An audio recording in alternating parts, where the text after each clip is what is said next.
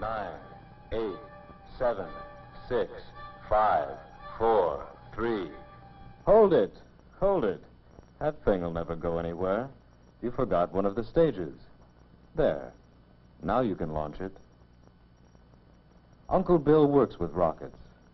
Jane, Bob, and Mike don't quite understand why rockets have to be fired in different stages. Uncle Bill explains that not all of them do, just some of the big rockets that use liquid fuels. They need a vast amount of fuel to pull away from the Earth's gravity field.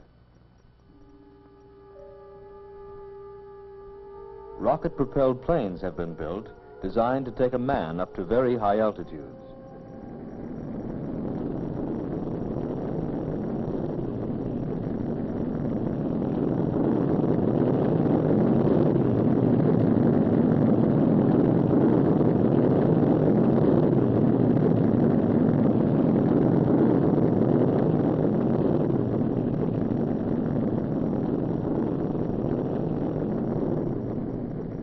To overcome the effect of gravity, the rocket plane is carried to high altitude by a large transport plane.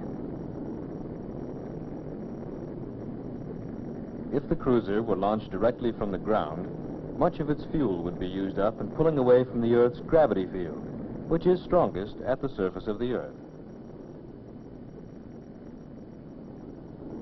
This makes the rocket plane the same in principle as the last stage of a multi-stage rocket. Both must be well away from the surface of the Earth before they are fired. 20 seconds to launch. 15 seconds. 10 seconds. 5, 4, 3, 2, 1.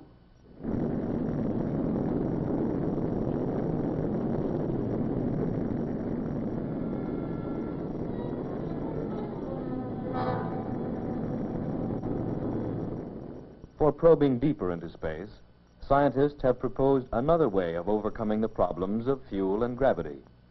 They propose space platforms, or way stations in space.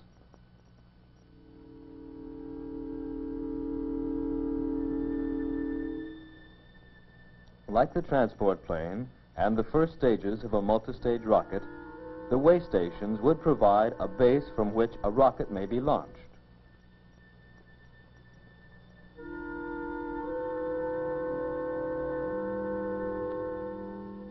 Various forms have been suggested, but a space station might look something like this. Such a space station might be built about 1,075 miles above the surface of the Earth. If it were farther out, it would be more difficult to send supplies. If it were closer, it would revolve around the Earth too quickly. It would, however, have to move fast enough to avoid being pulled down to the Earth by gravity.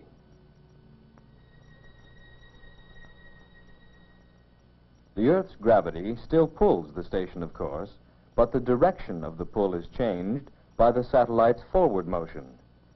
Instead of falling to the surface of the Earth, it keeps falling around the Earth.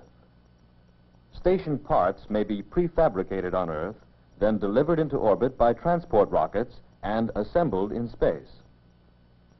Crewmen will arrive in the same orbit and travel at the same speed to carry out construction. The sections of the space station will be nearly weightless, and one man will be able to move objects that had to be lifted by huge cranes back on Earth. The men will be nearly weightless too, and will have small propulsion units attached to their spacesuits to help them move about. On the inside, the completed station would have to have its own artificial atmosphere. There would be very little pull of gravity to hold objects and people in place. To substitute for gravity, the station may be made to spin like a giant wheel. This would create centrifugal force and would give the occupants a feeling of gravity. They would be thrust outward toward the rim of the station. This would be down to them. Up would be toward the hub of the station.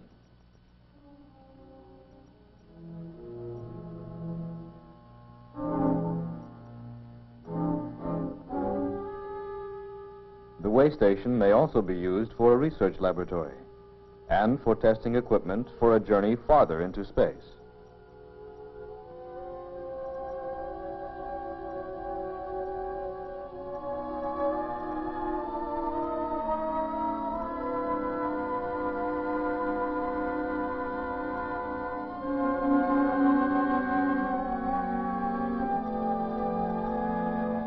Besides the problems of getting into space, we also have the problem of returning to the Earth from space. As a rocket approaches the Earth from space, it gathers speed. It also meets increased friction as the atmosphere becomes more dense closer to the Earth. Friction causes the rocket to become so hot that it burns up like a small meteor. Once we solve all these problems about space stations, Jane wonders why we couldn't put one on the moon. And we could. You might say that the moon is a ready-made way station in space. The moon is about 240,000 miles away, about as far as 10 trips around the Earth. To get 1,000 miles from the Earth, a rocket would need this much power. To get to the moon, a rocket would need just a little bit more. Landing on the moon will have its problems.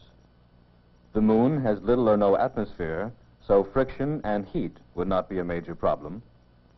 But the moon does have a gravity field, although it is not nearly as powerful as the gravity field of the Earth. A spaceship would approach the moon at high speed. Small rockets could be used to turn the base of the ship toward the moon. Other rockets would fire out of the base to slow down the spacecraft so that it could make a safe landing. The surface of the moon is quite different from that of the Earth. It is covered with large pits or craters. These may be places where large meteors collided with the moon in times past. In addition to craters, there are mountains, crevices, plains, and plateaus. During the day, which on the moon is equal to about 2 Earth weeks, the temperature goes over 200 degrees Fahrenheit. And during the long 2-week night, it goes as low as about 250 degrees below zero. To escape the extreme temperatures, the moon station would probably be underground, where the temperature remains more moderate. It would need a source of power.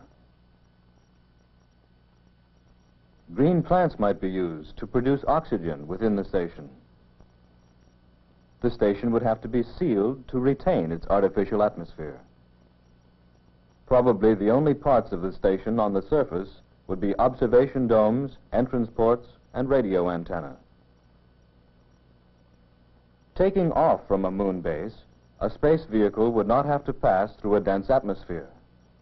It would only have to pull away from the moon's comparatively weak gravity field. It could then head for Mars. At rocket speed, cruising through the very thin gas that appears to fill space, it would take many months to get to Mars. We would probably find some sort of atmosphere on Mars, but not an atmosphere like our own.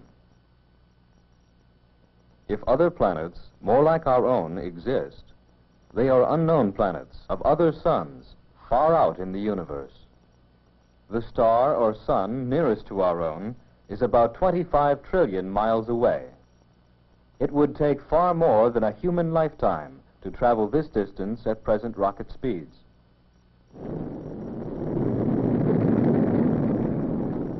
We have seen that one problem in reaching space is to escape from the Earth's gravity field.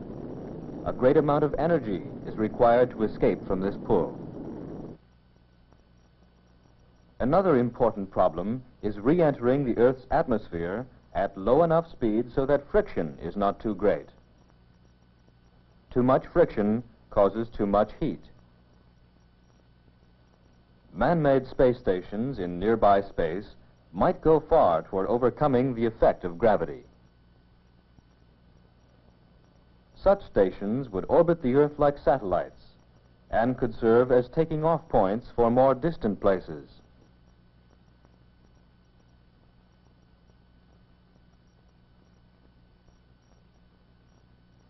The moon might also serve as a way station. A rocket with enough power to pull away from the Earth would require only slightly more energy to carry it to the moon.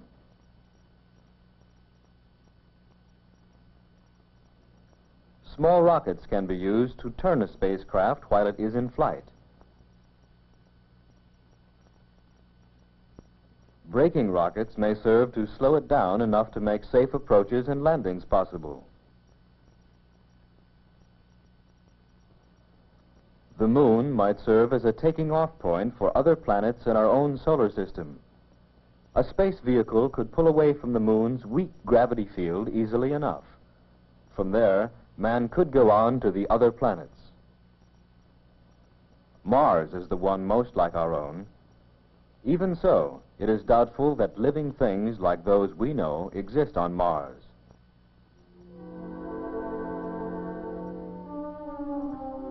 If other planets more like our Earth exist, they must be planets of other suns that are trillions of miles away.